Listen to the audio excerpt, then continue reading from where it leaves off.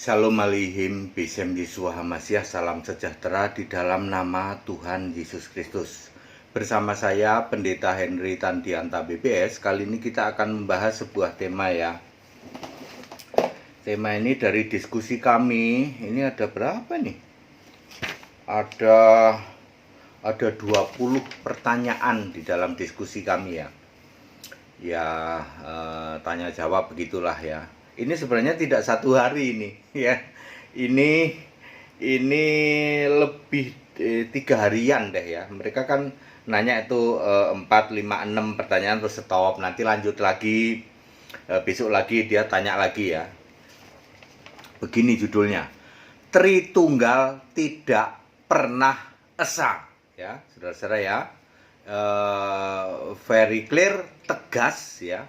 Tritunggal tidak pernah esa. Nomor 1, apakah Tritunggal itu esa? Tritunggal tidak pernah esa. 1 Timotius 2 ayat 5 ya. Allah itu esa, esa pula Kristus Yesus. Jadi yang esa itu Allah, yang esa itu Kristus Yesus. Tidak pernah ada di sini ditulis Allah itu esa, esa pula Tritunggal. Enggak pernah ada ya toh. Atau esa pula Bapa, enggak pernah ada ya. Allah itu esa, esa pula Kristus Yesus. Jadi yang esa siapa? Allah. Yang esa siapa? Kristus Yesus. Markus 12 ayat 29, Tuhan Allah kita, Tuhan itu esa. Tuhan itu esa, Allah itu esa, Kristus Yesus itu esa. Makanya klop, Yesus Kristus bergelar Tuhan Allah di dalam Wahyu 4 ayat 8. Klop dari sini ya. Nomor 2, apakah esa itu artinya kesatuan? Esa itu artinya satu, bukan kesatuan ya. Esa itu artinya satu, Galatia 3 ayat 20. Bukan cuma satu, tapi juga harus roh. Yohanes 4 ayat 24. Bukan cuma satu sama roh, tapi harus maha hadir. Ibrani 4 ayat 13. Jadi arti kata esa artinya satu, roh, maha hadir. Kalau Tritunggal kan mengatakan Tritunggal itu esa ya toh. Padahal Alkitab sudah menjawab, esa itu artinya satu, roh, maha hadir. Ya. Nomor 3, apakah Bapa, Anak, Roh Kudus itu satu? Tidak mungkin, impossible, mustahil. Sebab Bapa itu bersifat roh, walaupun itu kiasan Yesus. Kemudian Roh Kudus bersifat roh, sementara Anak bersifat fisik, manusia. Ibrani 2 ayat 9, ketika jadi manusia, anak itu lebih rendah, sedikit lebih rendah dari malaikat ya. Jadi tidak mungkin Bapa, Anak, Roh Kudus adalah satu, tidak mungkin ya. Sebab Bapa itu roh, Roh Kudus itu roh, sementara anak itu fisik. Nomor 4, apakah Yesus itu Bapa ya? Yohanes 10 ayat 30, Yesus yang manusia ini memakai kiasan dirinya di surga dalam keadaan sebagai roh adalah Bapa. Jadi Bapa adalah kiasan Yesus. Maksudnya Yesus ngomong aku dan Bapa adalah satu, artinya Bapa itu kiasanku. Ya, bukan kok satu kesatuan, bukan ya. Wong Yesus kan manusia. Mosok Yesus yang manusia sama Bapa satu, ya nggak mungkin dong, fisik sama roh. Ya nggak mungkin. Makanya aku dan Bapa adalah satu, maksudnya Bapa itu kiasanku. Yohanes 16 ayat 25. Termasuk Yesus ngomong, siapa lihat aku, lihat Bapa, karena Bapa itu kiasanku. Siapa mengenal aku, mengenal Bapa. Begitu ya Yesus ngomong ya. Kemudian, mana bukti Bapa itu kiasan? Yohanes 16 ayat 25. Ya, hanya ada di satu ayat ini.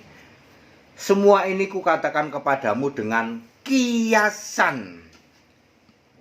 Nomor 6, sampai kapan Bapa itu kiasan? Yohanes 16 ayat 25, akan tiba saatnya, ya sampai tiba saatnya itu. Kapan itu? Ya, ketika Yesus naik ke surga. Akan tiba saatnya, terus terang, aku akan memberitakan siapa Bapa itu kepadamu. Kapan itu? Ketika Yesus naik ke surga. Nomor 7, berapa lama Bapa itu sebagai kiasan Yesus? Hanya 3,5 sampai 4 tahun selama Yesus jadi manusia pelayanan sampai dengan Yesus naik surga. Jadi Bapa itu temporere ya, hanya 3,5 sampai 4 tahun. Ini Bapa kiasan. Ada ayat Alkitabnya. Tapi ada juga Bapa yang kekal di Yesaya 9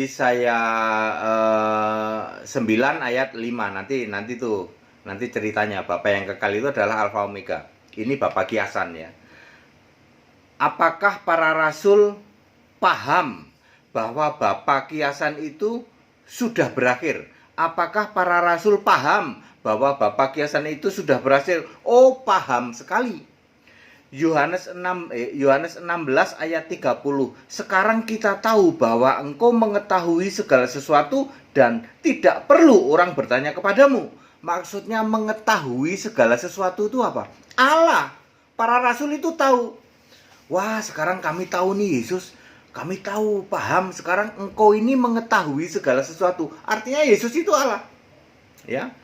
Dan orang tidak perlu bertanya lagi kepadamu. Nggak perlu lagi orang itu nanya, Yesus, apakah engkau Allah? Nggak perlu nanya gitu. Sebab Rasul udah paham, engkau itu Allah. Lalu apa pernyataan Rasul? Karena itu kami percaya engkau datang dari Allah. Kenapa para Rasul mengatakan datang dari Allah? Sebab kan Yesusnya masih manusia. Tidak mungkin Rasul mengatakan, aku ini Allah, engkau ini Allah. Gitu. Tapi engkau datang dari Allah. Nomor 9, apakah Tritunggal ada di Alkitab? Tidak pernah ada Tritunggal di Alkitab. Tidak pernah ada. Nomor 10, apakah kelompok kambing itu Kristen? Ya, 100%. Matius 25 ayat 44, kambing yang dibilang terkutuk itu menyebut Yesus itu Tuhan. Yang menyebut Yesus Tuhan pasti orang Kristen. Orang Kristen ini dari segala bangsa. Bangsa Arab Kristen kambing ada, Indonesia Kristen kambing ada, Australia Kristen kambing ada, apalagi Amerika Kristen kambing ada, kan dari segala bangsa, ya. Apalagi Afghanistan Kristen kambing ada, karena Kristen kambing ini dari segala bangsa, ya. Nomor 11, mengapa kambing disebut terkutuk, ya? Di dalam Matius 25 ayat 41, kambing itu disebut terkutuk. Ingat ya, kambing ini dari segala bangsa. Amerika Kristen kambing ada, Italia Kristen kambing ada. Amerika juga disebut Kristen kambing terkutuk Amerika sana. Ya, Italia ya, Kristen kambing terkutuk Italia, gitu loh ya. Galatia 1 ayat 9, sebab memberitakan Injil lain sehingga disebut terkutuk. Contoh Injil lain itu apa? Tritunggal. Allah itu 3 tapi 1, Tritunggal tapi esa. Baptisan percik, nyembah Bapa dalam nama Yesus, nyembah patung, nyembah Maria dan lain-lain. Nomor 12, kambing itu jurusannya mana? Sudah jelas neraka, Matius 25 ayat 41. Nomor 13, apakah domba itu juga Kristen? Ya, Matius 25 ayat 37, kelompok domba ini juga menyebut Yesus itu Tuhan. Ini dari segala bangsa. Domba Indonesia, Kristen domba Indonesia ada. Kristen domba Amerika ada. Kristen domba Yahudi Israel ada. Kristen domba Rusia ada. Kristen domba Amerika ada. Ingat ya, baik kambing maupun domba dari segala bangsa. Ya. Jadi di Amerika sana juga ada kambing, ada Kristen kambing, ada Kristen domba, ya. Terus yang menyebut Yesus itu Tuhan pastilah orang Kristen. Matius 25 ayat 37. Nomor 14, mengapa domba disebut orang-orang benar? Matius 25 ayat 37, kelompok domba disebut orang-orang benar karena menyembah Allah yang benar, yaitu Yesus Kristus. 1 Yohanes 5 ayat 7. Kristen kambing disebut terkutuk karena memberitakan Injil lain. Nyembahnya enggak Yesus, tapi nyembahnya Bapa, nyembahnya patung, nyembahnya Tritunggal. Makanya disebut terkutuk. Sementara Kristen domba itu menyembah Yesus Allah yang benar, 1 Yohanes 5 ayat 20, maka disebut orang-orang benar, ya. Nomor 15, domba jurusan mana? Ya tentu saja ke surga, Matius 25 ayat 34. Nomor 16, domba dan kambing itu berlaku mulai kapan? Sejak Yesus naik ke surga, sejak tiba waktunya di dalam Yohanes 16 ayat 25. Akan tiba waktunya, akan tiba saatnya. Yang dimaksud adalah Yesus naik surga. Sejak itulah tahun 33 Masehi sudah ada penggolongan Kristen kambing, Kristen domba. Ya. Ciri-ciri Kristen domba apa? Nyembah Yesus Allah yang benar, ya. Tentu saja 1 Yohanes 5 ayat 20, 2 Petrus 3 ayat 18. Doa itu langsung pada Yesus, Yohanes 16 ayat 26. Baptisan itu dalam nama Yesus, Kisah 10 ayat 48. Ciri-ciri kambing itu apa ya? Tentu saja kebalikannya dari Kristen domba. Yang disembah itu bukan Yesus, tetapi Bapa, patung Yesus, Maria, ya.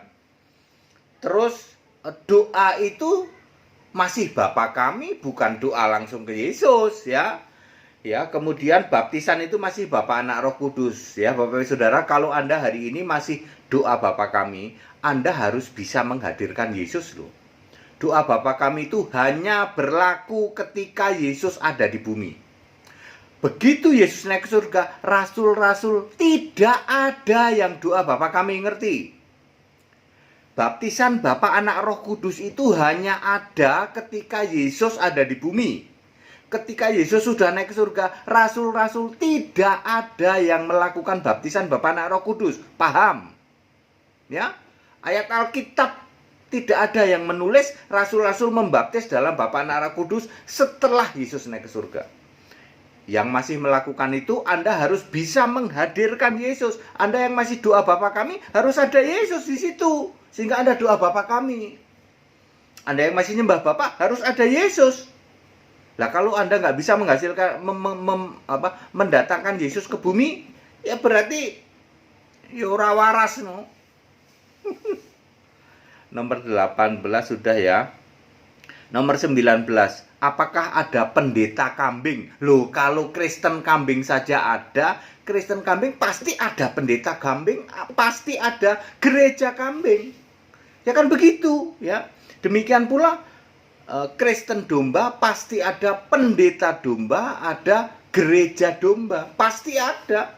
Atau jemaat domba lah ya.